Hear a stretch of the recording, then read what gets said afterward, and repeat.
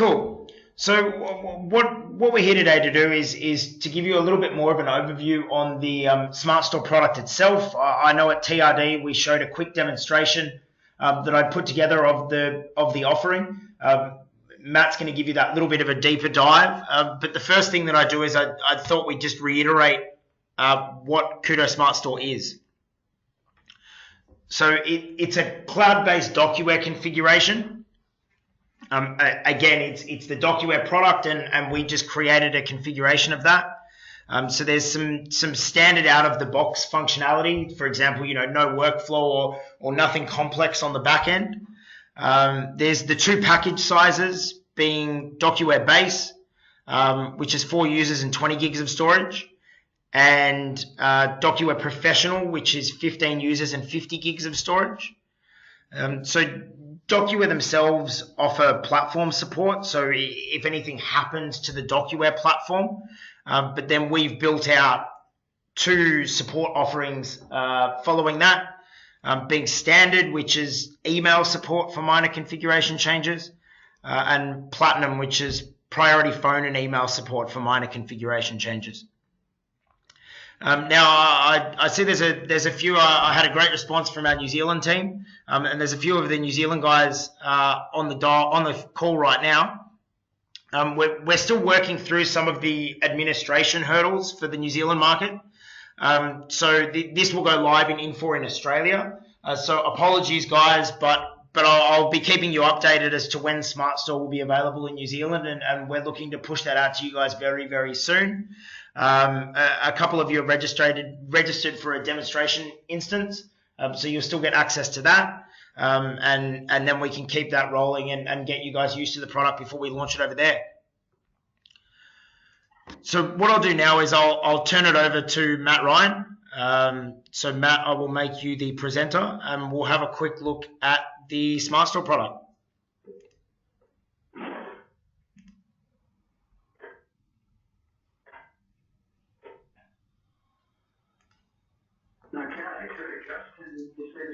Yep, got you there. Fantastic. All right, so we'll take a look at just a hands-on look at the SmartStore product. As Josh said, it's just a configuration. So in terms of DocuWare as a product, really what we've done is to strip out and turn off or not enable all of the sort of fancy features. So I'm liking it to go out and buy a new car. What we've got here is the clock seats. We've got the clip-on hubcaps and most that now, for example. But of course, down the track, all of those things are possible to be optioned up. Ultimately, we see SmartStore as a feeding product. There's a great way to get people into document management, digitising their documents from a physical format, and being able to store them, all having the capability of actually storing all of those PDFs, etc., that come into an organisation electronically and just leave them electronic and get them into SmartStore. So every customer, when we sell a SmartStore instance, will get a unique URL, and it's a personalised URL. So in this case, we've got Toshiba.DocuWare.cloud is the unique SmartStore URL for Toshiba. We would nominate a URL for your customer, and it presented with some credentials to log in. So as Josh said, we've got a package for 4 users and a package for 15 users, one being base and one being professional, and this is where they put in those credentials. So if we just go OK,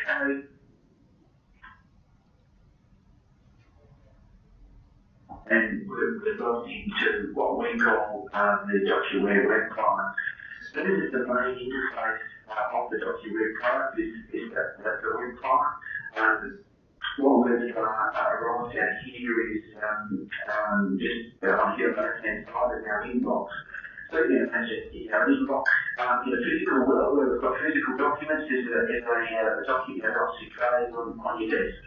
And from those trays on your desk, we store those hard copy documents into ring folders and file cabinets, etc. Or an inbox listing out speaking with your email.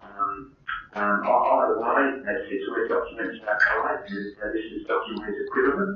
I've got a couple of documents just sitting here in my intro. You double click on your document, and it displays here in reviewer, which we can toggle through each of the pages. So,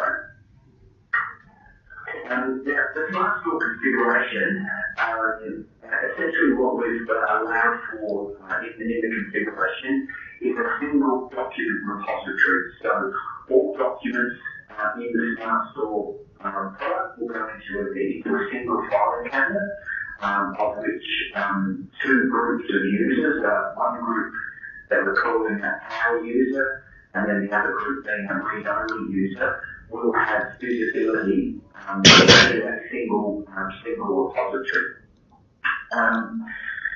What we've also allowed for in that configuration is up to 10 document types. So I've got a few samples here. So as you're actually saving documents into the filing cabinet, that you would choose the document type through this little menu selection here on the right-hand side. So if you're storing an invoice, you must store by your accounting document type. I've got a contract, I've got general documentation, I've got letters, etc., etc. So we will, depending on the type of business, the type of organisation that was sold SmartStore into, of course, they'll have the different document categories that they'll save the documents by. The reason we have those categories is, of course, if it's an invoice and we say let's use our account category, a good store, I'm presented with metadata options that are relevant to an invoice. Things like total amount, the amount of the invoice, etc. GST invoice numbers, purchase orders numbers, etc. Whereas if I store a letter, it's a good store. Of course, a letter, you have subject, address, and all those type of things. So, essentially, what we're doing is we're profiling the document as it's stored and capturing the relevant metadata to tag that document with. And that's important for our chat, so that we can use all that metadata to search for documents at a later date. When people have got documents in the filing cabinet where they're in trade our power user role has access to our tools area. So they do have the ability to, once the documents stored in their repository, to email. So I've got a little send here that will open up Outlook automatically and attach this document as an attachment. Power user could print to the Toshiba on our team. We've got the ability to edit. So editing involves, if let's say this is a Word document that was saved, DocuWare will automatically open up Word, allowing you to make changes to that document. The moment you click save in Word, it takes the document back into the repository. I've got the ability to download. So download that just to your main desktop. So pretty straightforward. We do have some level of annotation here, so we're going to take, whether it's highlighting text or maybe redacting a little bit of information, but just a basic reading play button with SmartStore configuration.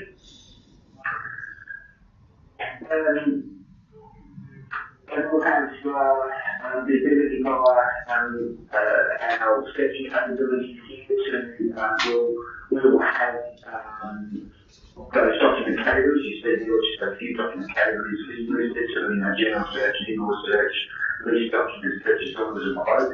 that they could have up to, we're going to create up to 5 different search categories that they select. So if they selected, in this case, the search for document type that is released, and we're going to present them with the appropriate metadata to search for, and it would return the documents. So,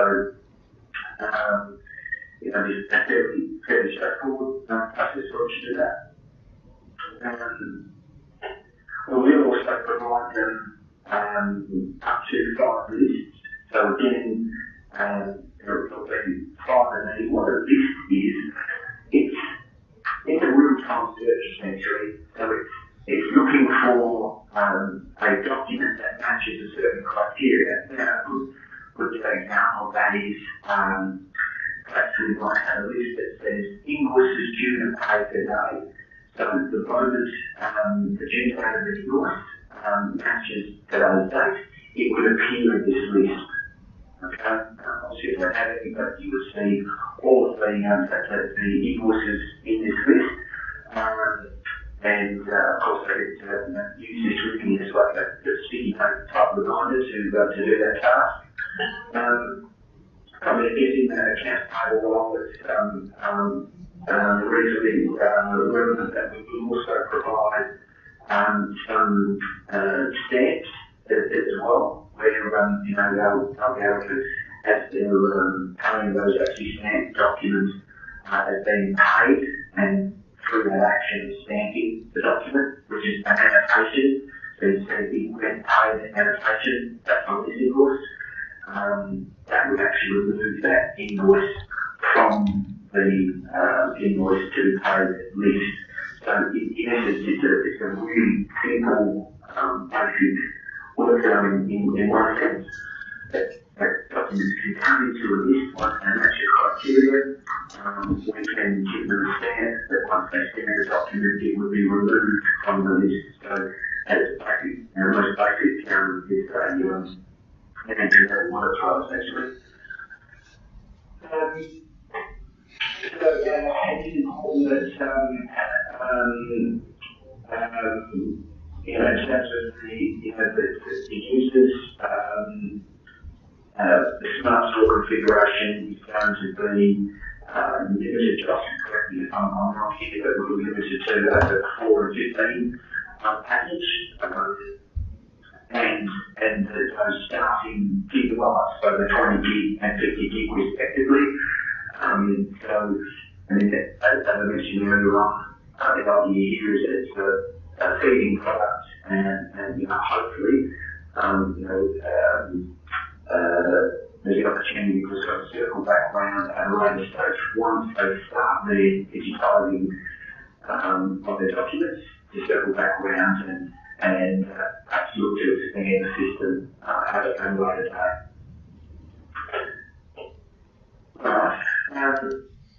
We are also going to give them the ability to have a few folders used as well. So the folders are, let's just quickly open this up. The folders, while we don't actually have a folder structure within DocuWare, we can display the metadata to look like a folder. So, for example, if we store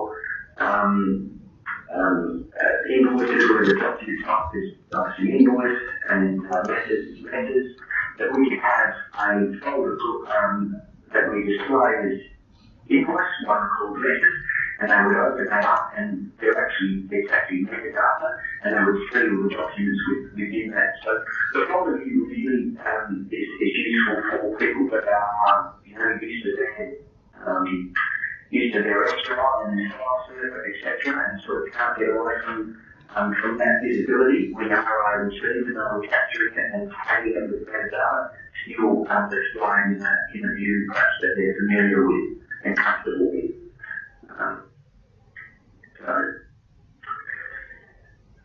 As Josh mentioned, in terms of the support, the platform itself, so DocuWare Cloud is hosted on Microsoft Azure environment. So DocuWare is a partner of Microsoft All of that backend is managed by DocuWare. All of the upgrades are managed by DocuWare. So that basically the platform is always the latest and greatest and the latest version of the product.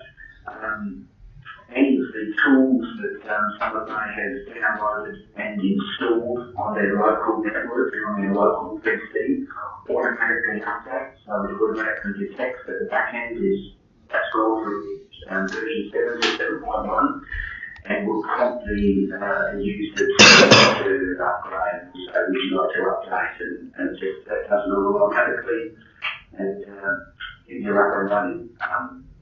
The actual support that we're going to offer locally is, sort of atypical things, is, people perhaps forget how to, add a user and stuff on the Code and they're not sure how to do that. I've got a means of actually logging a ticket and going through that process. Sometimes, for example, Josh and I,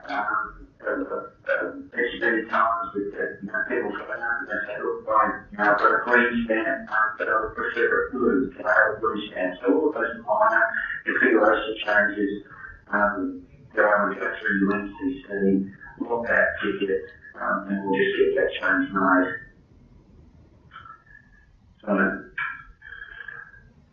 Well, that's really a typical product.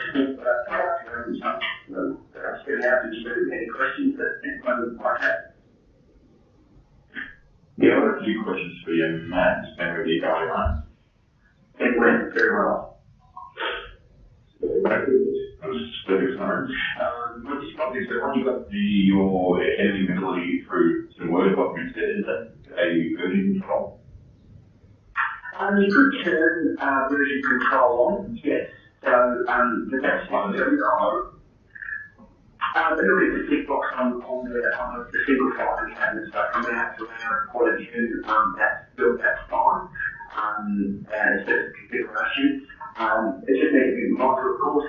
Setting version control on means multiple revisions of documents that they're edited and saved. And that will contribute obviously to the overall storage requirement. And they will see version control be part of uploading documents that need to be collaborated on. So that's fine. We're going to be part of the second. Given the smart search is there, maybe start with the single part smart search. So can you pre-configure a search to always look for invoice number for a date instead of going through and changing the metadata fields for each search? Yeah, absolutely. So that's right. So in this case, you see there as I've selected my lease document search, it pre-filled the word lease. So we could so often the fact that if someone said, well, I always wanted to search for leases and we have a purchase supplier called Toshiba, and so we could have that pre-filled, the one that you want in the search. Perfect. So the rest of the few years, want to make sure the sales orders will be what we can account for. Does the key search, getting what key search is definitely the content of the documents inside the document? Yes, we can. So I don't think I've seen on this demonstration. There is full text. So full text, a keyword search of document.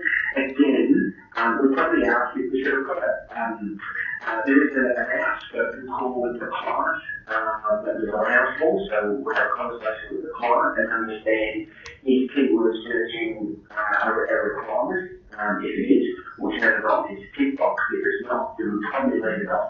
Only because having keyword searching turned on again contributes to the storage.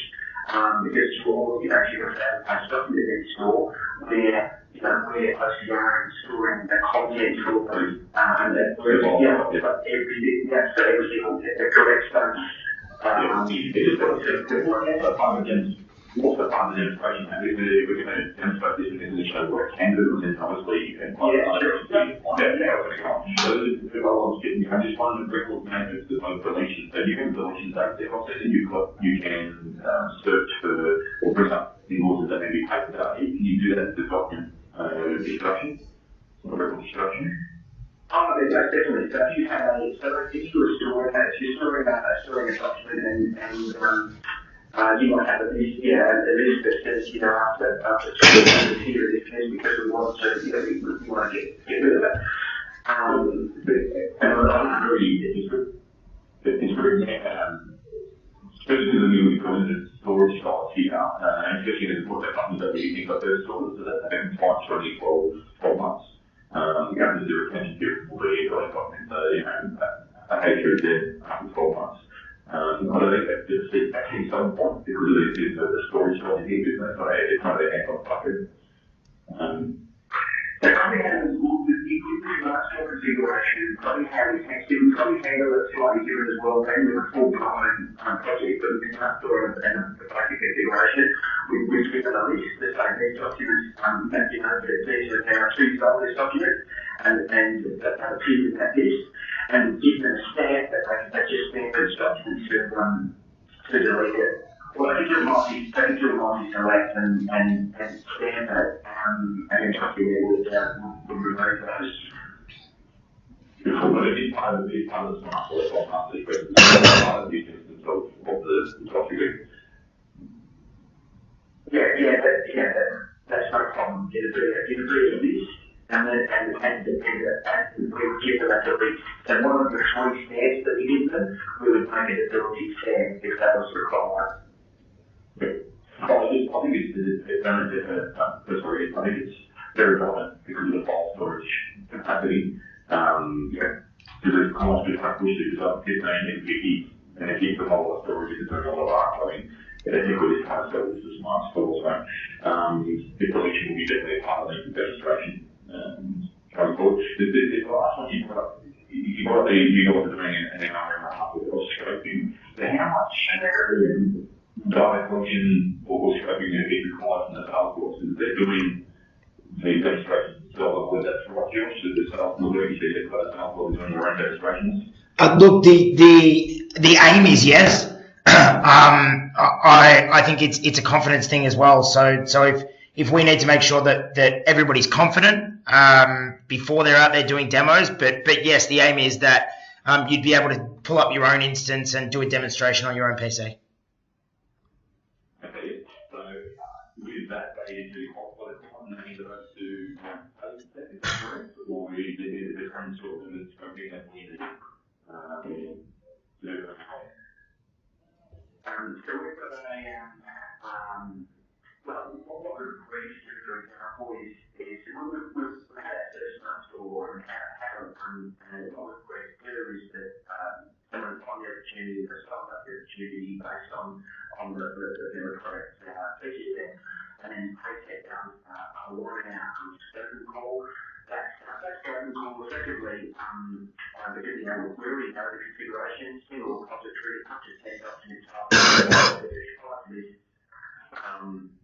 three snaps, that's the configuration. So what happens is are completing is getting a user list, first name, last name, email address. We're asking the client to let us know what document types we want to store. So now I think we've got a list of about 25 different document types that they can choose from. And we're a little bit flexible. They come along and say, hey, look, we've got this document type, or it has to be the 26 document type that come on the list. But they get 10 document types, so we nominate those. We've got 2 roles, a power user and a read-only user, and you can nominate of the 4 users or of the 15 users, which users fall into which role. So, they might come back and just say, look, we've got 15 users, everyone's a power user, thank you, that's okay. Or we've got 1 power user and 14 must be agreed. What we're flexible other way, we just need to nominate that. And we also just asked to suggest what their URL might be. We asked them this case just so it would be a unique URL, DocuWare Cloud. What would they like that to be?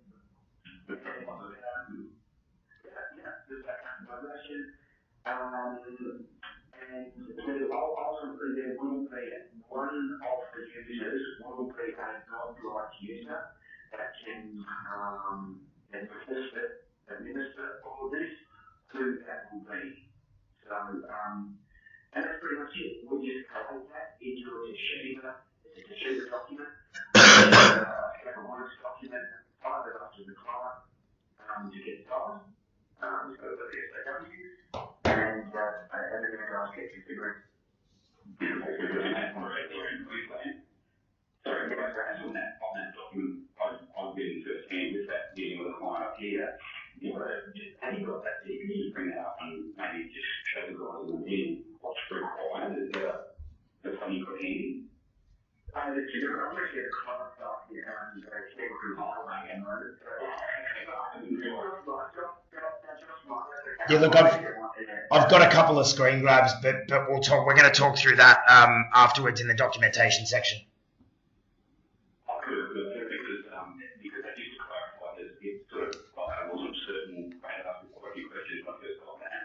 I'm still talking about it right now. And then the next phase of that is obviously, on the end of the stick now, is that sort of system ready, we're about to roll to a client. So obviously we've got past the MHD document with you guys set up the system in your end. Now, introduction to the client, I just actually emailed back in the background here. What's the processing between Toshiba and you, like between me, the client, and you?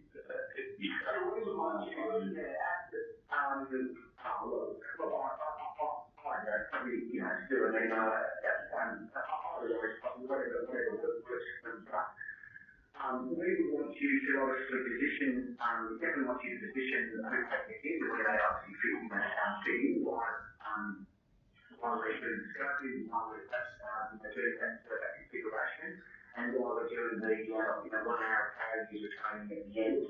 So that needs to be positioned, and probably needs to be positioned by the salesperson as well. Just initially, so there's I guess no surprises. On everything, unfortunately, at the moment. Well, no, I think we can handle it. Yeah, so that's tradition. So 1 hour scoping, we'll do the delivery, which will go out, delivery takes us a total of 2 days.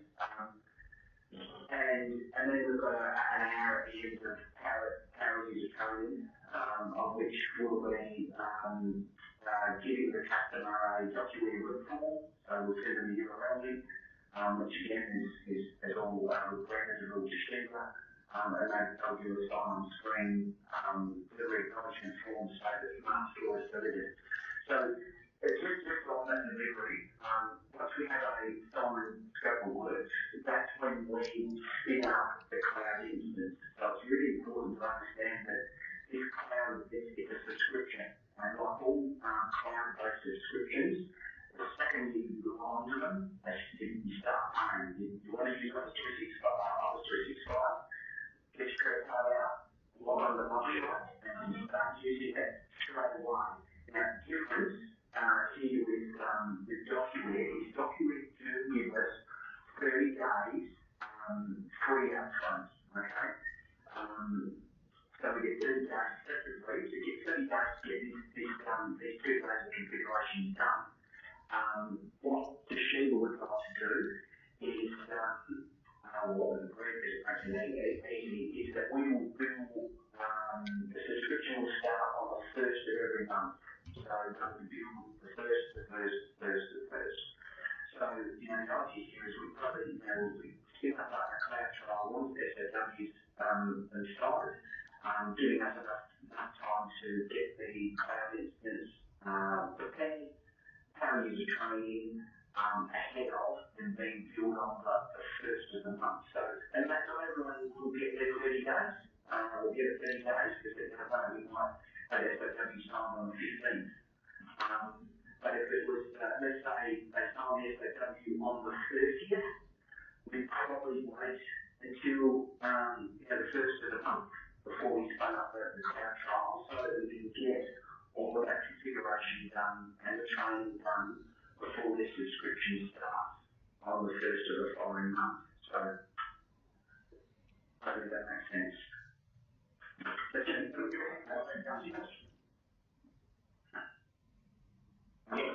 good, Matt. Yeah, so I think the pricing point I just something on the forward longer, obviously is a upfront cost in a ongoing subscription per month. Yeah, we're gonna cover all of that. We're gonna cover all of that off after Matt's finished with this section of it, guys. I just want to jump in. I think we'll probably leave Matt there. We've still got a bit to cover off, and we're starting to chew through a bit of time. Look, I'd ask if anyone has any questions specifically for Matt, just forward them on to me, and I'll make sure that he gets them. But I know he's got to go and do some work at the client, which client side he's on. So we'll let Matt escape.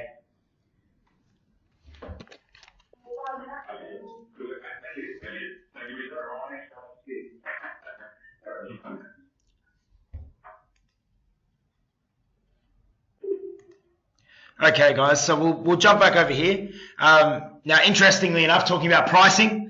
So the next thing that we're going to cover off, pricing.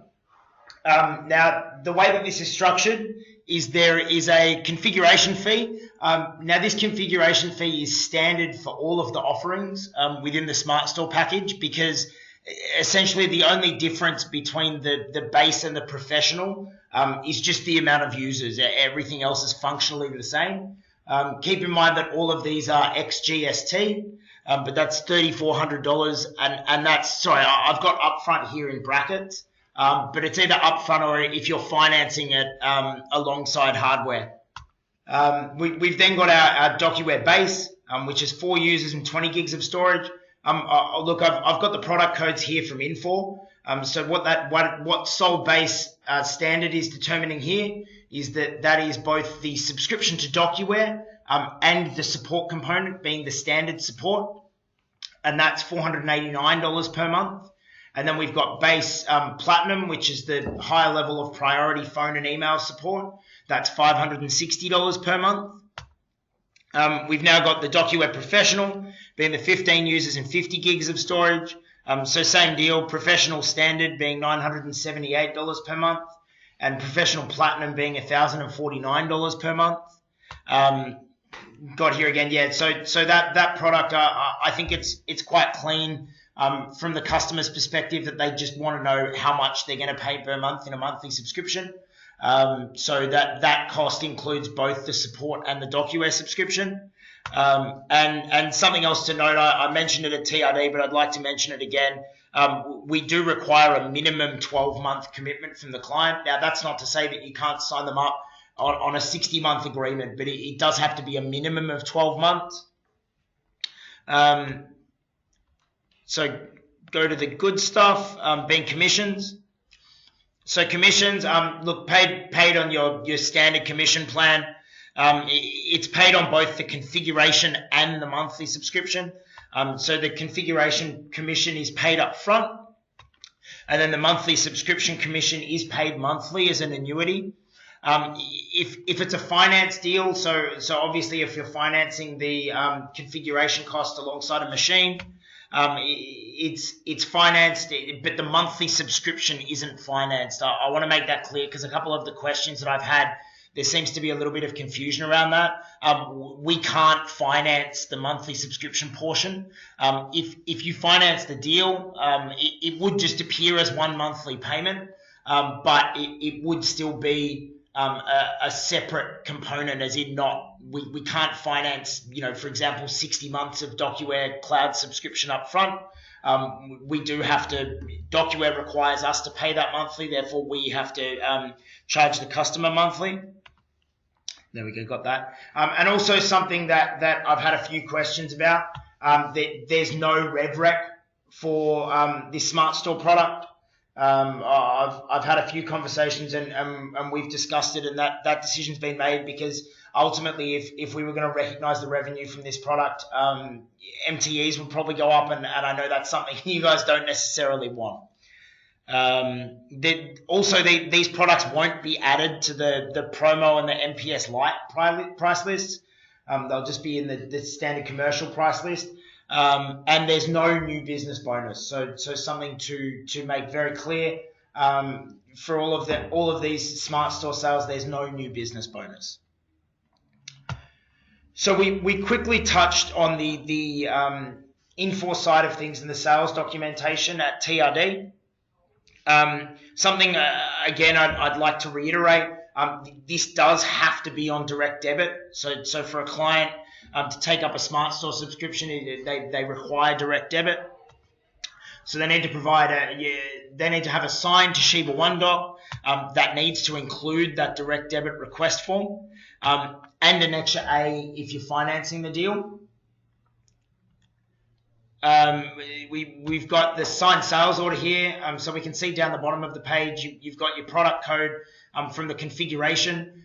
So for the actual SmartStore package, it'll tell you in the description what the cost is per month, but it won't actually come up as a unit cost because they haven't been charged for that, obviously. Also a commission claim form. So again, it's got at the top of that there is no new business. And it's got the sales order worksheet to generate out of that.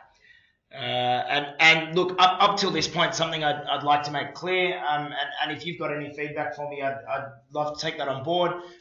Everything that's involved process-wise, documentation here, is all part of a standard MPS Lite deal. So now we come to the SmartStore specific documentation. We've got the DocuWare Cloud End User Licensing Agreement, or EULA. I can't stress enough, this is definitely something that the client has to sign. This is available for download in Quotient. It's also on SharePoint if you want to go via that way, but it's in Quotient, it's nice and easy. They need to provide their name at the top. I think it's about a 4-page document, and then they need to sign at the end. We can't process an order without this EULA because DocuWare and by extension Paytech won't spin up a SmartStore instance without the EULA. And then also this statement of works. So the statement of works document, again, available in Quotient. If you've got any questions on that, please let me know. I'd love some feedback. What the statement of works does, and I guess to Ben and Brad, to your questions beforehand, the statement of works, if we're talking about a sales guy having to work with the client and scope the project, that they don't need to do any scoping because essentially everything that Matt will be calling up to ask questions on after on the scoping call is covered off in this statement of works. So it outlines what the client's getting, and then it's covering off, these are some of the document types you can choose from. You have to select 10. We've actually got an annexure in the statement of works that's named annexure D. And that annexure, that is what Matt will go through during the scoping call to cover off all of the different questions that the client has and get that information to make sure that they're getting the SmartStore instant that they want. So I guess from a documentation perspective, that's me finished. I'd really like to open the floor now. If anyone's got any questions, any more questions, any feedback on any of the documentation, if you've had a chance to look at the Quotient pictures yet. So yeah, if you've got any questions, now's the time.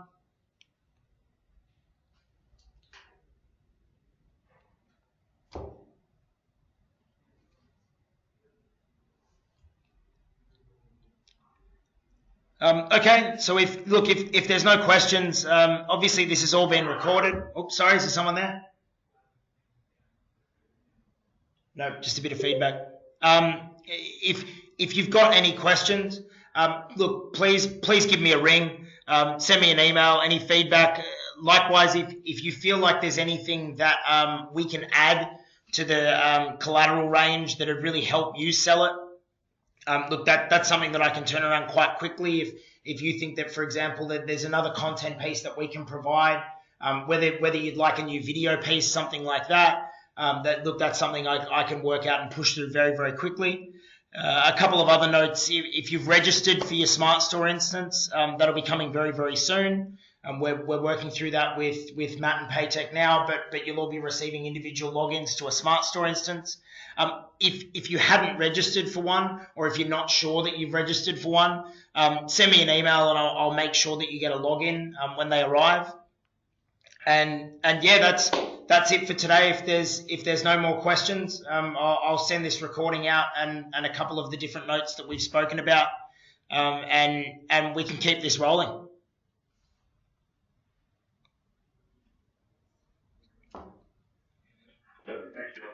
All right. Thanks a lot, guys. Have a good Friday.